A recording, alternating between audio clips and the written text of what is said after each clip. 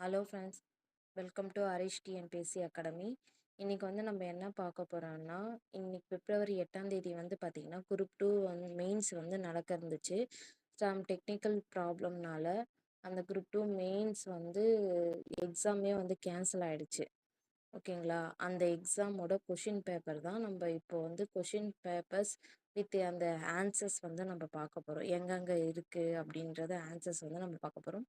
இதுதான் பார்த்திங்கன்னா group 2 மெயின்ஸோட answers. ஒவ்வொரு கொஷினாக டெய்லியும் ஒவ்வொரு கொஷின் நான் ஷார்ட்ஸாக போடுறேன், நீங்கள் பாருங்கள்.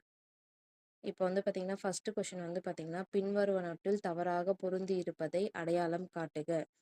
WPL சவுந்தரபாண்டியன் முதல் சுயமரியாதை மாநாடு செங்கல்பட்டு 1929க்கு தலைமை தாங்கினார். பெரியார் ஈவேரா ராமசாமி கருஞ்சட்டை தொண்டர்படை மாநாடு 1946 தொடங்கினார். திவான் பகதூர் கிருஷ்ணன் 1930 சென்னை மாகாணத்தின் முதலமைச்சர் ஆனார். முனுசாமி தேர்தல் விதியின் கீழ் பாலின அடிப்படையிலான தகுதி நீக்கத்தை நீக்குவதற்கான தீர்மானத்தை கொண்டு வந்தார். இதில் பார்த்தீங்கன்னா WPS சவுந்தரபாண்டியன் முதல் சுயமரியாதை மாநாடு செங்கல்பட்டு 1929க்கு தலைமை தாங்கினார். இது பார்த்தீங்கன்னா கரெக்டான ஆன்சர் தான். அதுக்கு ப்ரூஃப் இது அதை பார்க்கலாம். நம்ம முதல் பார்த்தீங்கன்னா இங்கே இருக்கு பாருங்க. 1925 பெரியார் சுயமரியாதை இயக்கத்தை தொடங்கினார். சுயமரியாதை இயக்கத்தின் முதல் மாநாடு 1929 செங்கல்பட்டில் சவுந்தரபாண்டியன் தலைமையில் நடைபெற்றது. சுயமரியாதை இயக்கத்தின் இரண்டாவது மாநாடு ஈரோட்டிலும், மூன்றாவது மாநாடு விருதுநகரிலும் நடைபெற்றது.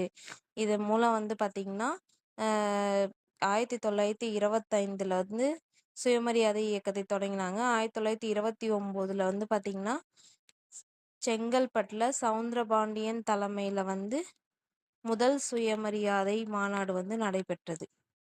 ஓகேங்களா? நெக்ஸ்ட்டு அப்போ இந்த கூற்று சரி. நெக்ஸ்ட் பாருங்க. ரெண்டாவது பார்த்தீங்கன்னா பெரியார் ஈவே ராமசாமி கருஞ்சட்டை தொண்டர்படை மாநாடு 1946 தொடங்கினார். இது பார்த்தீங்கன்னா புக் பேக்கில் எதுவுமே இல்லை. இது அவுட் ஆஃப் சிலபஸ்லேருந்து தான் கேட்டிருக்காங்க. இப்போ பாருங்க, நான் அதை எடுத்திருக்கேன்.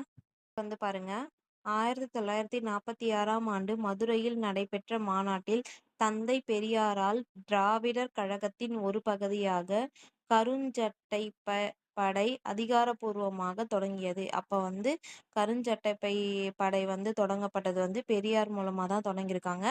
1946ல தொடங்கியிருக்காங்க. ஓகேங்களா?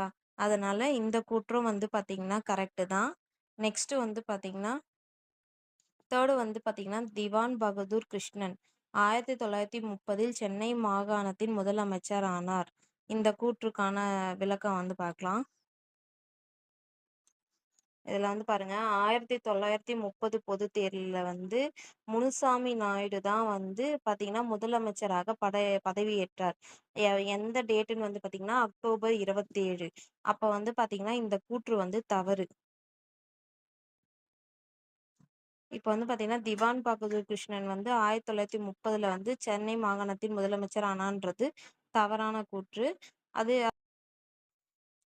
நெக்ஸ்ட் பார்த்தீங்கன்னா முனுசாமி தேர்தல் விதியின் கீழ் பாலின அடிப்படையிலான தகுதி நீக்கத்தை நீக்குவதற்கான தீர்மானத்தை கொண்டு வந்தார். இது கரெக்டான ஸ்டேட்மெண்ட்டா அப்படின்றது பார்ப்போம்.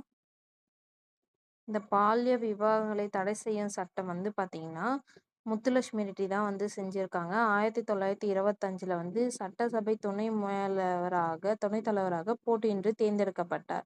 இந்த காலகட்டத்தில் தான் பார்த்தீங்கன்னா தேவதாசி முறை ஒழிப்பு, இருதார சட்டம், பெண்களுக்கு சொத்துரிமை வழங்கும் சட்டம், பால்ய விவாகங்களை தடை செய்யும் சட்டம், விபச்சார ஒழிப்புச் சட்டம், பெண்களின் திருமண வயதை உயர்த்தும் சட்டம் போன்ற சட்டங்களை இயற்ற வழிவகை செய்தார். அப்போ பார்த்தீங்கன்னா முனுசாமி அவர்கள் செய்யலை. இதை பண்ணது முத்துலட்சுமி ரெட்டி தான். அதனால இதுவும் பார்த்தீங்கன்னா தவறான ஸ்டேட்மெண்ட் தான்.